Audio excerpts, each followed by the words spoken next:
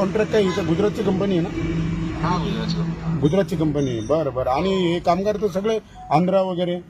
हे सर हे कामगार नाही सर, हे एक एजन्सी आहे सर, ती फक्त सर्वे करत आहे. नाही, पण एवढी एजन्सी आपल्या महाराष्ट्राला काय भीक लागलं का या लोकांनी सर्वेला एजन्सीला तिकडे बाहेरच्या राज्यातली लोक आणली? म्हणजे कॉन्ट्रॅक्ट गुजरातच्या कंपनीला, माणसं सर्वे करणारी कंपनी आंध्राची.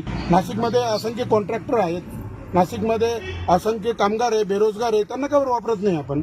नुसते ते मशीन घेऊन फिरताय. हे कामं तर माझे महाराष्ट्रातले पोरही करू शकता ना. साहजिक आहे ना सर. तुम्ही कुठल्या महाराष्ट्रातलेच आहे ना? मी माझं कोल्हापूर. तुम्ही कोल्हापूरचे. बरं, आता मला सांगा, बघा तुम्ही कोल्हापूरचे, कंपनी गुजरातची, कामगार आंध्राचे, मग नाशिकला काय भीक लागले का? काम नाशिकमध्ये चाललंय, नाशिक महानगरपालिकेत चाललंय. आणि तुम्ही त्याच्यावर बघा, सुपरवायझर आहे तुम्ही? हा हो हो. हा, सुपरवायझर कुठला? कोल्हापूरचा. आणि काम चाललंय नाशिक महानगरपालिकेमध्ये. आणि कंपनी कॉन्ट्रॅक्टर आहे गुजरातची. आणि त्याला बल्कमध्ये जी एजन्सी दिली ती दिली आंध्राला. हे नक्की हे कोणच आहे? आपलं या सिंहस्थ कुंभमेळ्याचं काम आहे की? हा कुंभमेळ्याचं आहे सर. बापरे, मग आता हे 32,000 कोटी रुपये आले असे इतर राज्यांनाच वाटायचे वाटतं.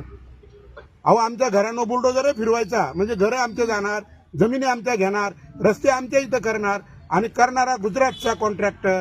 हे नक्की हे का गिरीश महाजन साहेब यांच्यावर का मेहरबानी? असं काय चाललंय? नाशिक जिल्ह्याचं काय यांना काही वावडं आहे का?